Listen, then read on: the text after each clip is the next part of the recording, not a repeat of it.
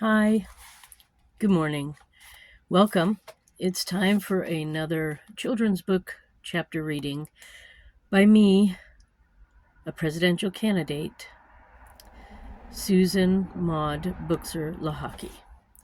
And the book I'm reading today is, the chapter I'm reading is from a book called Who Was Theodore Roosevelt? Perhaps you've seen it at your library or at your bookstore. And last week I read New York Boyhood, which was chapter 1. So now we know a little bit about his start. So now we're moving on to chapter 2. First Chances to Serve. Settling down to married life in New York City, Roosevelt began his law studies. He also found a new love, politics, entering politics through, though was not easy. So his new love was politics. Sorry, it was a bit confusingly written and read. Entering politics, though, was not easy. Like his father and most wealthy men of the era, Roosevelt was a Republican. He joined the local Republican Association, which helped elect party members to government offices. Roosevelt's friends were surprised by his decision. They believed that politics was a career for common men because politics was a dirty business. Political leaders, sometimes called bosses, could be rough and unpleasant. Roosevelt, however, wanted to be a political leader. He thought wealthy, well-educated men had a duty to enter government and to try to make it better for everyone. He was determined to succeed in what he called the rough and tumble of New York City politics. The leaders of the local association liked Roosevelt and helped him win his first political race. In the fall of 1881, he was elected to the New York State Assembly. At 23, Roosevelt was the youngest lawmaker in the House. Alice supported his political career, and Theodore thought having such a charming and pretty wife would help him win political friends. When he arrived in Albany, the capital of New York State, Roosevelt felt like the new kid in school. He didn't know anyone else, and he wasn't sure what to do. But he quickly learned. Other lawmakers got used to hearing his high-pitched voice fill the state capitol building. He spoke with a distinct accent,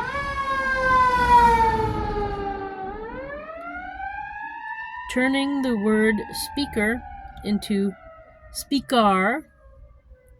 Roosevelt later became famous for often saying he was delighted about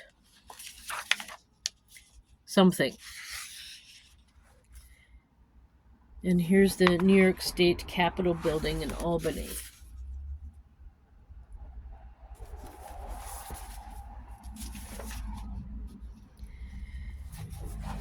And when he was particularly excited, he described the things he liked as being bully, meaning excellent. Roosevelt became known as a reformer, someone who wanted to change government and society to help as many people as possible. He supported a law that would improve working conditions for people who made cigars, and Roosevelt believed he had to fight crookedness, whether it was great or small. While serving in the state assembly, Roosevelt lived only part-time in Albany. On the weekends, he headed back to New York City to be with Alice in the new home they had just purchased. In 1883, the couple learned they were going to have a baby. Roosevelt decided to rent out his new home and have Alice move in with his mother. There, Mitty and Anna would take care of her. He began making plans to build a new house in Oyster Bay near his family's summer home.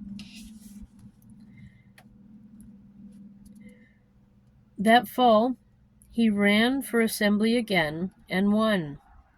In January 1884, Roosevelt returned to the capital. In New York City, Alice was close to having her baby on February 13th, while in Albany, Roosevelt learned he was the father of a baby girl. But the joy of that news soon soured.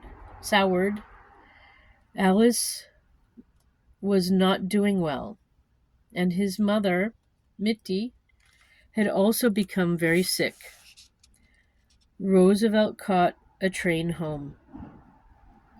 He found the two most important women in his life were dying. So here's Annie, Mitty, and Alice.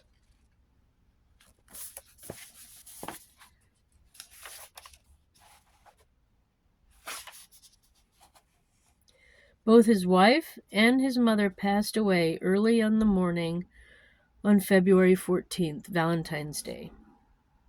The double loss stunned Roosevelt. In his diary that day, he wrote, "The light has gone out of my life." His newborn daughter was named Alice Lee, like her mother. Roosevelt never talked to young Alice about her mother, and he called his daughter by the nickname Baby Lee. Theodore Roosevelt almost never spoke or wrote about Alice after her death. When he wrote the story of his life in 1913, he didn't mention her once. He had spent years trying to forget his lost love.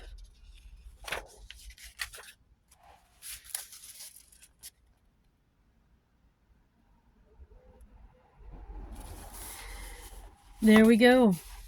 So that's the end of this chapter called First Chance to Serve.